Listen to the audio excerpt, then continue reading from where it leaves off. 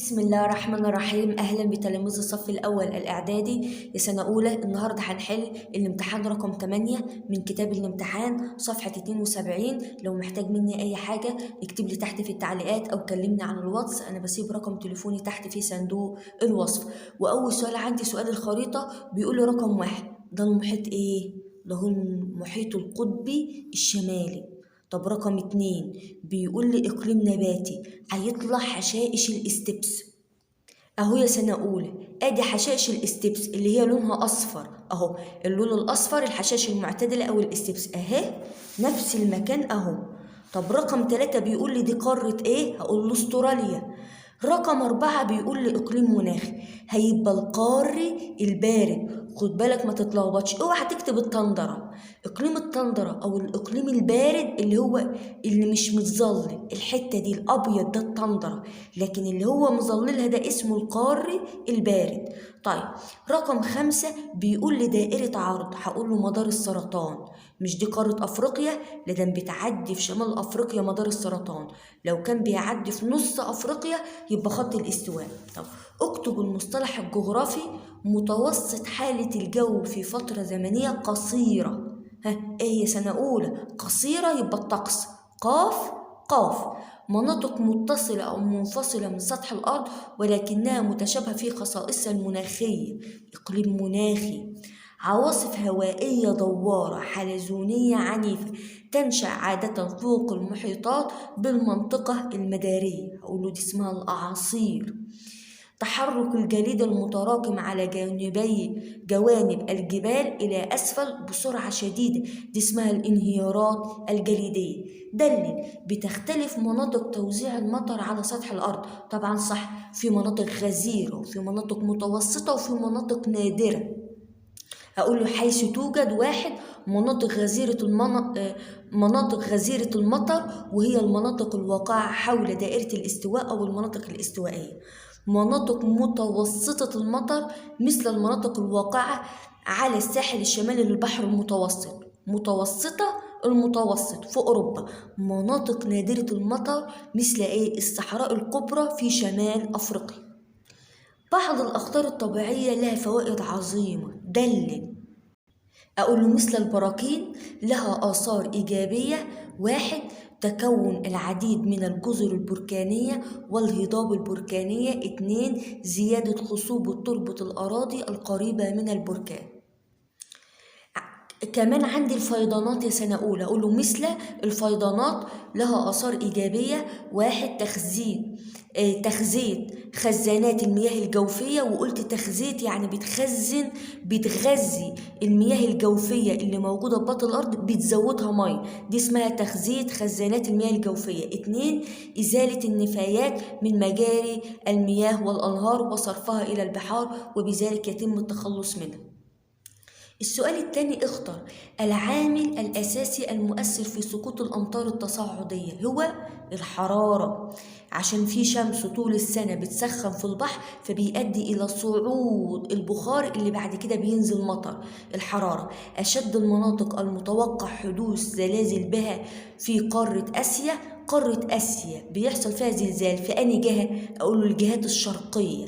العامل المشترك لحدوث الفيضانات والسيول: سقوط الأمطار بغزارة. سقوط الأمطار بغزارة بيؤدي إلى من أسباب حدوث الفيضانات والسيول.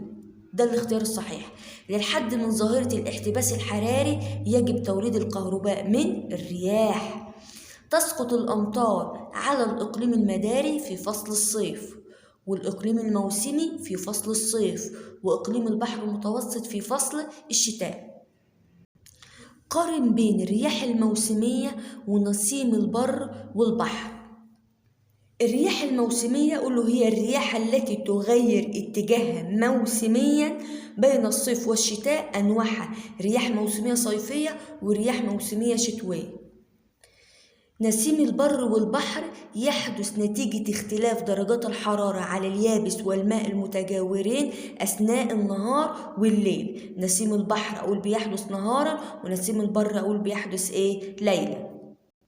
الأسباب الطبيعية لحدوث التصحر: الأسباب الطبيعية 2 يا سنة أولى. 1 تناقص كميات المطر. 2 زحف الكثبان الرملية على الأراضي الزراعية. مقترحاتك للتغلب على مشكلة التصحر: 1 استخدام طرق ري حديثة مثل الري بالتنقيط والرش. 2 إقامة السدود والخزانات. 3 منع قطع الغابات والأشجار. 4 استصلاح الأراضي الصحراوية لزراعتها.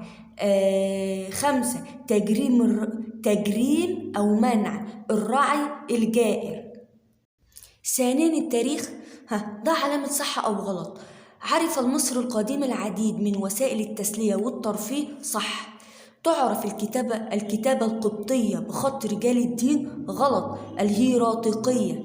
ساعد تقدم مصر القديم في الكيمياء على تحنيط جثث موتاهم، غلط. مش في الكيمياء، في الطب. اعتمد الرومان على المصريين في الوظائف الهامة بالدولة، هقوله غلط. ما كانش المصريين، كانوا كانوا الرومان. أعلن الإمبراطور قسطنطين سياسة التسامح مع المسيحيين، هقوله صح. من صفات المواطن الصالح المشاركة في حل مشكلات المجتمع، صح. من هو؟ أعلن الحرب على أنطونيوس وكليوباترا السابعة أكتافيوس. ملكة مصرية تظهر مقبرتها روعة الرسم على الجدران في مصر القديمة. نفرتاري مش نفرتيتي، نفرتاري. بدأ عهده بمرحلة الضعف. اللي بدأ بمرحلة الضعف في دولة البطالمة بطلميوس الرابع. تولى حكم بلاد الإغريق بعد مقتل فيليب المقدوني، طبعا الإسكندر الأكبر. فسر ما يلي، يعني بما تفسر، يعني ليه. أسباب الصدام بين روما والمسيحية. حيث كان المسيحيين، نكتب من أول هنا وإعلان طاعته باعتباره إلها، وكان هذا لا يتفق مع العقيدة المسيحية. لو أنت عايز تكتب ده وأنت فاهمه بأسلوبك اكتبه. حيث كان المسيحيين لا يقدسون صور الأباطرة الرومان. 2 لا يمارسون شعائر الديانة الرسمية لروما.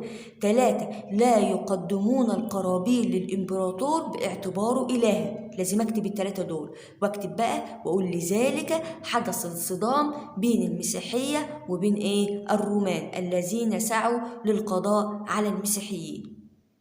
الدور الثقافي للأديرة في مصر، حيث اعتبرت مراكز للعلوم والمعرفة، فازدهر بها التأليف والترجمة وتفسير الكتب المقدسة.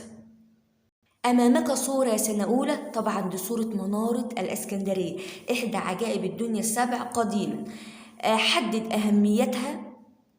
كانت تستخدم في إرشاد السفن في البحر، دي أهميتها. لماذا عرفت الحضارة البطلمية باسم الحضارة الهيلينستية؟ لأنها مزيج بين الحضارتين المصرية والإغريقية. ما العلاقة بين كل من جامعة الإسكندرية والتقدم العلمي في عصر البطالمة؟